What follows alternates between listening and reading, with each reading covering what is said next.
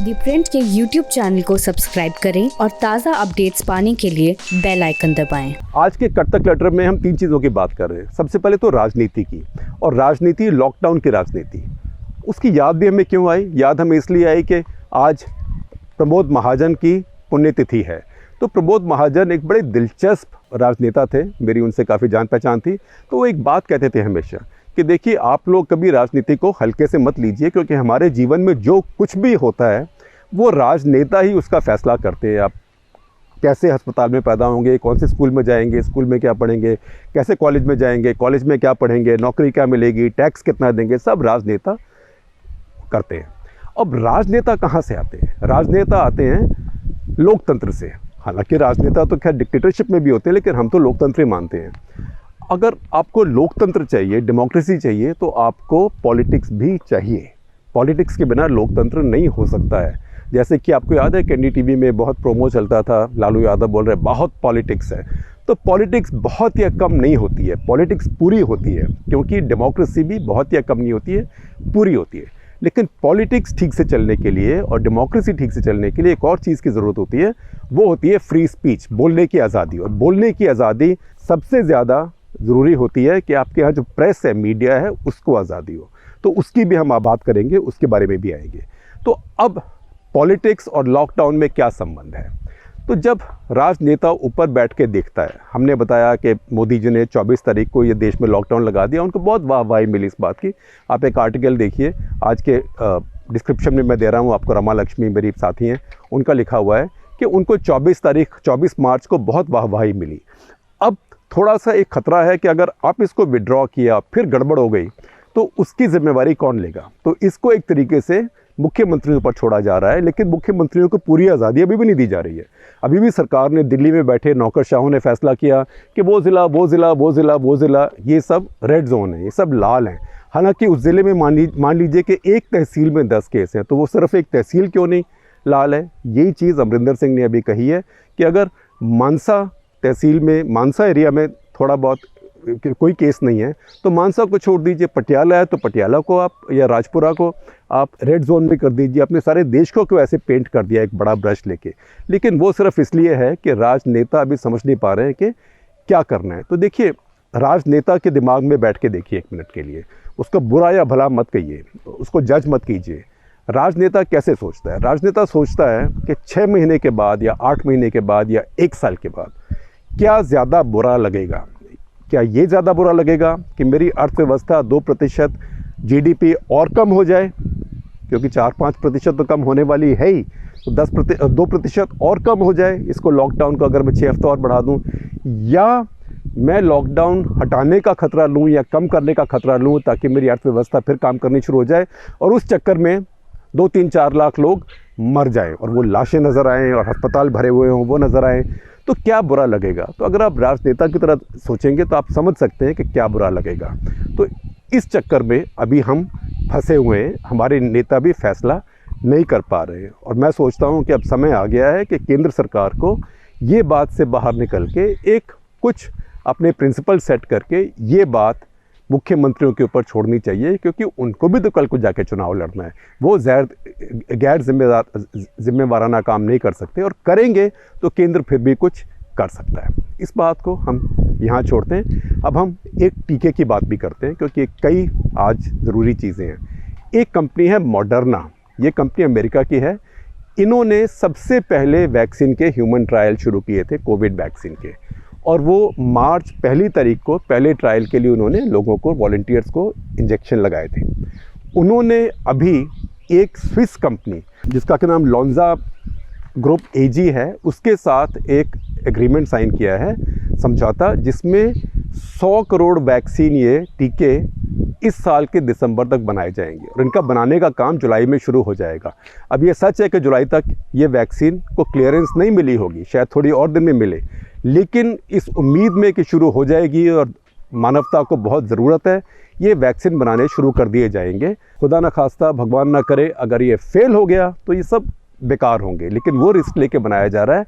हमने आपको बताया था कि पहले ऑक्सफोर्ड यूनिवर्सिटी का एक प्रोजेक्ट था, वो वैक्सीन भी भारत की कंपनी भी एक है, सीरम इंस्टीट्यूट, उन्होंने भी उनके साथ एक समझौता साइन किया है, वो भी 4 करोड़ वो वैक्सीन सितंबर तक बना ही रहे हैं, चाहे वो पास हो या ना हो। 600 करोड़ की कॉस्ट है। वो कहते हैं वो रिस्क हम ले लेंगे, हो या ना हो, क्योंकि मानवता की बहुत ज़रूरत है। तो अब जब हम बात कर रहे हैं, 6 वैक्सीन ऐसे हैं सारी दुनिया में जिनके अब इंसानों के ऊपर ट्रायल शुरू हो चुके हैं।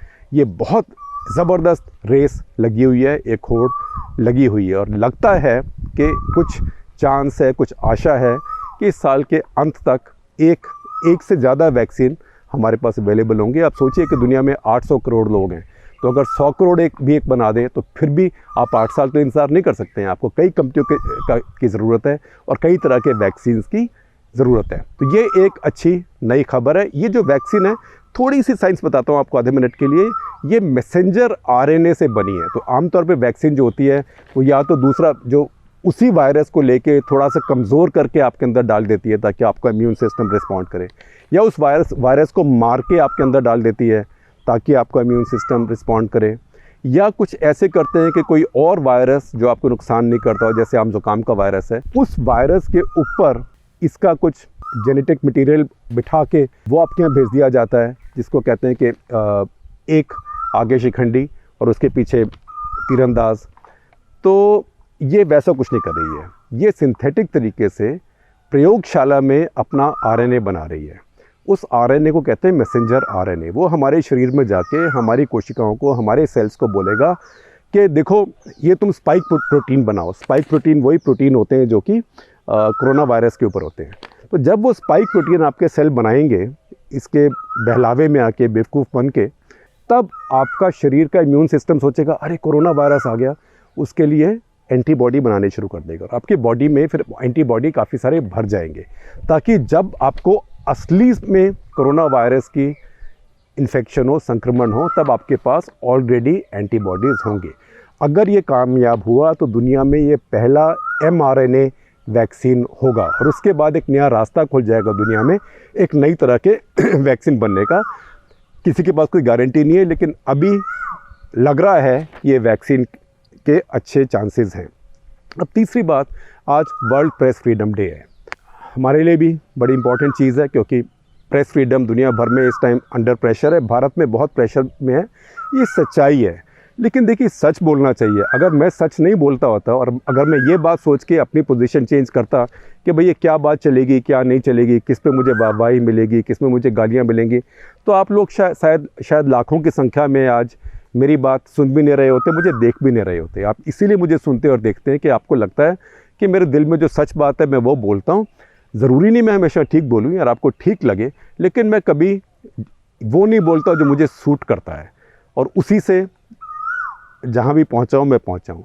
तो आज के दिन ये कहना कि 142 में भारत की पोजीशन है दुनिया में प्रेस फ्रीडम में। भारत में बहुत समस्याएं हैं, भारत में पहले से बहुत ज़्यादा समस्याएं हैं। अभी प्रेस फ्रीडम को सबके ऊपर हमारे दबाव है, दबाव हम झेल रहे हैं। कुछ ऑर्गेनाइजेशंस के ऊपर तो बहुत ज़्यादा दबाव है, लेकिन ये कहना कि हम 142 हैं दुनिया में, थोड़ी ज़्यादती है। और उस 142 पे अगर आप होते हैं तो आप देखिए कि आपके आगे कौन है। ये मैंने लिस्ट देखी, RSF जो ग्रुप है, रिपोर्टर्स सॉन्स फ्रंटियर्स, उसकी लिस्ट देखी। हमारे से आगे म्यांमार में प्रेस हमसे ज़्यादा फ्री है। वहाँ तो विदेशी जर्नलिस्टों को इतने साल के लिए जेल में डाल दिया। मैंने कहा था यहाँ पे कल को हम अपने वालों को डाल के बोल दें कि हाँ ये हमारे यहाँ भी जो कश्मीर वगैरह में केसेस हुए हैं गलत हो रहे हैं, आप युवापा नहीं लगा सकते, ना लगाना चाहिए। पर खैर, Myanmar, south Sudan, Palestine, central African Republic, United Arab Emirates, Dubai, UAE, आपसे ज़्यादा वहाँ पे प्रेस फ्री है। उनकी प्रेस ने कभी अपने राज परिवार के ऊपर एक लाइन भी उसके खिलाफ लिखी है? कभी अपनी सरकार की किसी नीति के खिलाफ एक छींक भी लगाई है? वो छींक लगाएंगे तो उल्टे लटका दिए जाएंगे और एकदम बाहर निकाल दिए जाएंगे वहाँ से। कतर हमसे आगे है। कतर ठीक है, कतर ने अल जज़ीरा चलाया हुआ है, और अल जज़ीरा बड़ी अच्छी चैनल है, और दुनिया भर में वो सच बोलने का दावा करती है, और हर दुनिया भर की सरकार को क्वेश्चन करती है, बड़ी बड़ी सरकारों को, अमेरिका से लेके भारत तक। अच्छी बात है, लेकिन अल जज़ीरा कभी कतर की सरकार को सवाल उठाती है? उठा के दिखाए। तो फिर इंडिया से आगे उसकी रैंकिंग है। फिर आप आगे आइए, Colombia, Sri Lanka, Jordan, Zimbabwe, Uganda, Tanzania, Chad, Afghanistan, Bharat 142 पे, अफ़गानिस्तान 122 पे, गैबोन, ज़ैम्बिया, कॉन्गो 118 पे, नाइजीरिया 115 पे, बोलीविया, कुवैत 109 पे, भारत 142 पे, Mali, Brazil, Angola, Mozambique, Kenya, Mauritania 97 पे, सियरा लियोन, मालदीव्स 79 पे। तो ये सोचना ठीक है, भारत में बहुत समस्याएं और पहले से ज़्यादा हैं। मेरे से ज़्यादा कौन ये बात मान सकता है? छुपाने से कोई फ़ायदा नहीं, लेकिन 142 पे अपने आप को मानना, इसको कहते हैं सेल्फ पिटी। हालांकि मुझे पता नहीं कि ये चैम्पियंस ने कैसे इसको असेस किया है, क्योंकि अमेरिका भी 45 पर ही आता है इस लिस्ट में। अमेरिका से आगे बल्कि जो देश आ रहे हैं वो बड़े दिलचस्प हैं। बोत्सवाना भी आगे है उससे, साउथ अफ्रीका, और हम सब जानते हैं साउथ अफ्रीका में प्रेस फ्रीडम की स्थिति क्या है। साउथ अफ्रीका और कुछ अजीब चीज़ें हैं, फ्रांस भी साउथ अफ्रीका से पीछे है। तो खैर इस सब के पीछे नहीं पड़ते हैं। 142 हमारी रैंकिंग नहीं है। हमें थोड़ा फ़ख्र होना चाहिए कि हमारे यहाँ बहुत समस्याएं हैं, फिर भी मीडिया अभी गिरा पिटा मरा गिरा नहीं है, पिटा हुआ नहीं है। हम लोग सब खड़े हैं, सच बोलते हैं, गाली पड़ती है, हैरेसमेंट भी होती है, रेवेन्यूज़ भी नहीं मिलती है, सब कुछ होता है, लेकिन उसके बावजूद अभी भौंकने की आज़ादी हमारे यहाँ पर है। हम वो कुत्ते नहीं हैं जिनके मुंह बंद कर दिए गए हैं।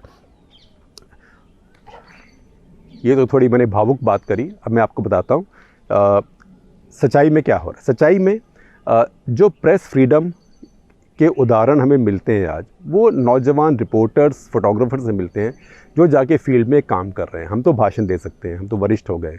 तो आप देखिए, सबसे बड़ी स्टोरी हमारे पास अब कोरोना वायरस की है, और द प्रिंट जो बहुत नया एक संगठन है, अभी हम 3 साल के भी नहीं हुए हैं, हमारे पास बहुत नौजवान लड़के लड़कियां हैं, लड़कियां ज़्यादा है लड़कों से भी, जो अब जाके सारे देश में और हर तरह के ख़तरे मोल लेके और कोरोना की स्थिति कवर कर रहे हैं। जो लोगों को तकलीफ़ें हो रही हैं उनको देख के उनकी खबर भी ला रहे हैं। तो मैं इनका लिस्ट आपको पढ़ूँगा और उनकी तस्वीरें भी अब बाद में देखेंगे स्क्रीन के ऊपर। ये कोई ऑर्डर में नहीं है लिस्ट, सिर्फ 2 लोग सबसे पहले मैं इसलिए डाल रहा हूँ, सिमरन सरूर और प्रवीण जैन हमारे फ़ोटो एडिटर हैं, क्योंकि वो काफ़ी दिन से पहले राजस्थान में घूम रहे थे, फिर गुजरात में, और वहाँ से महाराष्ट्र जा रहे थे, लेकिन बड़ौदा में उनका टेस्ट हुआ, जो मीडिया के टेस्ट होते हैं, और वो दोनों पॉजिटिव पाए गए अपने ड्राइवर अनिल के साथ। वो तीनों इस समय क्वारंटाइन में हैं वहाँ पे। वैसे एसिम्प्टोमेटिक हैं और अभी तक ठीक ठाक हैं। ड्राइवर को 2 दिन पहले कुछ बुखार हुआ था, लेकिन अभी ठीक ठाक है, भगवान की मेहरबानी है। लेकिन फिर भी आप देखिए कि खतरे के बावजूद वो काम करते रहे। उसके अलावा तरन देओल और उर्जिता भारद्वाज ये गए पंजाब, अंगना चक्रवर्ती और सोनिया अग्रवाल गए मध्य प्रदेश, नीलम पांडे और सूरज बिष्ट अभी उत्तर प्रदेश में हैं, आज वो वाराणसी में हैं। अब उसकी स्टोरीज आप देखेंगे। श्रावस्ती दास गुप्ता अभी 2 हफ्ते पहले हमारे पास आई हैं, दिल्ली के जो हॉटस्पॉट्स हैं वो कवर कर रही हैं। रेवती कृष्णन, मनीषा मंडल और स्वागता यादव और सबसे पहले भीलवाड़ा गई थी और वहाँ से डिटेल स्टोरीज वो लाई भीलवाड़ा मॉडल वगैरह के बारे में। सम्यक पांडे खूब यूपी घूम के आए हैं, पहले प्रवीण जैन के साथ। फातिमा खान ये भी दिल्ली में और यूपी में घूम के आई हैं। कैरवी ग्रेवाल, बिस्मी तास्किन। तो आप इन सब को देखिए और इन सब को दाद दीजिए, क्योंकि इन सब ने भारत में प्रेस फ्रीडम का झंडा खड़ा किया हुआ है।